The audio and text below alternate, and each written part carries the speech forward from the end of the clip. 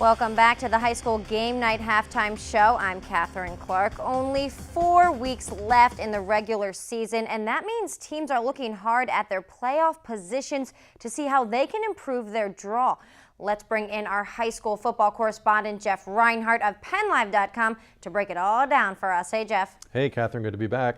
All right, Jeff. Well, in Section 1, a pretty good race at the top. Warwick hoping to move up in the standings. To do that, they'll rely on their offensive weapons, where they are strong at quarterback and wide receivers. Can we dig a little deeper for us, Jeff? Sure.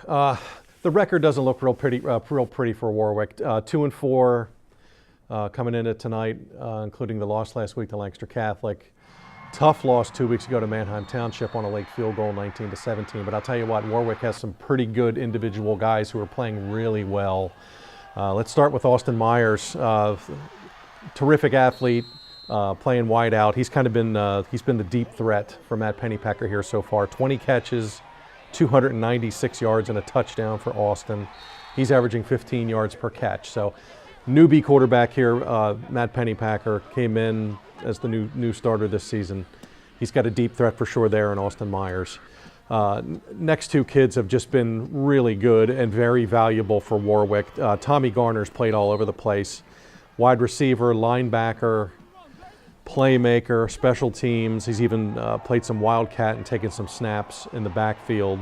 He's got 19 catches for 236 yards and a touchdown, 12 yards a catch. He scored 4 touchdowns on the ground.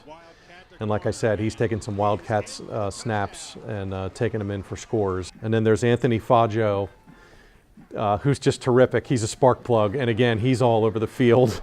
16 catches for 160 yards, so he's getting a first down every time he touches the ball. Terrific on defense.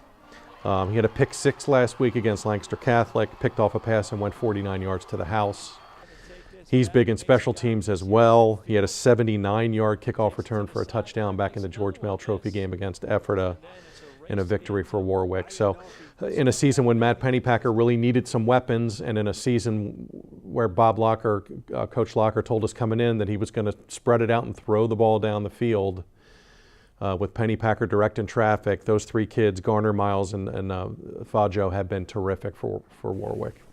All right, a strong trio there. And in Section 2, Manheim Central in control of their own destiny, but Cocalico not far behind them in the district rankings. So what does the season hold for these teams as they make an important run in the district tournament? Okay, coming down the stretch here in AAA, Bishop McDevitt is your #1 seed here. They've won the last 3 in a row here, District 3 AAA titles. So if McDevitt runs the table, it will be the #1 seed. Manheim Central coming off its really good win at Cocalico last week before 3,500 plus at Eagle Stadium. Terrific atmosphere there. Central's #2 right now with the big game against LS here tonight.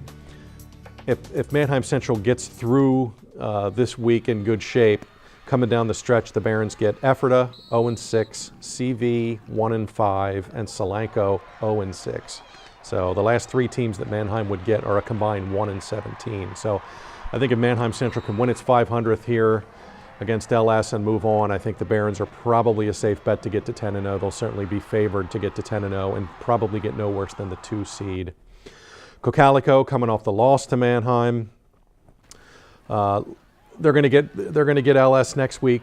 You know, could be a tricky game. LS is 4-2 coming into the Manheim game. We'll see how that one goes. After that, Cocalico gets Elizabethtown 2-4 and Ephrata 0-6. So it would behoove Cocalico to run the table here and get to 9-1. Eagles are currently #5 in the district rankings. The teams ahead of them are Conrad Weiser at #3. Scouts are 5-1 coming into this weekend. They still have games against Muhlenberg and Governor Mifflin in Week 10. That's no easy test. #4 is Hershey. Trojans are 4-2, and they still have to play Susquehanna Township and Lower Dauphin.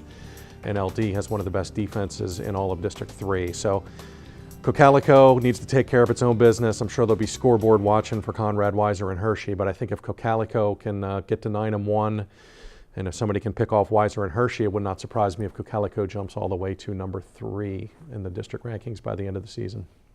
All right, thanks, Jeff, for joining us again this week. We'll see you next Friday. Okay, thanks. Don't forget to check out Jeff's work at PennLive.com for all the latest on high school athletes throughout the LL League. Coming up next Friday on BRC 11's featured game, we have the Barons of Mannheim Central taking their section title hopes on the road to Ephrata. The Mounts will look to pull the upset and hand Central a major blow to their title coronation. It's another Section 2 showdown, and we have it for you live right here on BRC 11 in HD. Our coverage begins next Friday at 7 o'clock. That'll do it for the halftime show. Thanks for watching. Just a reminder, High School Game Night's post-game show airs tonight at 10:30 with Chad Landers and Brian Cast. But for now, we'll send you back to Eagles Stadium for second half action between Lebanon and Coke Calico. Enjoy.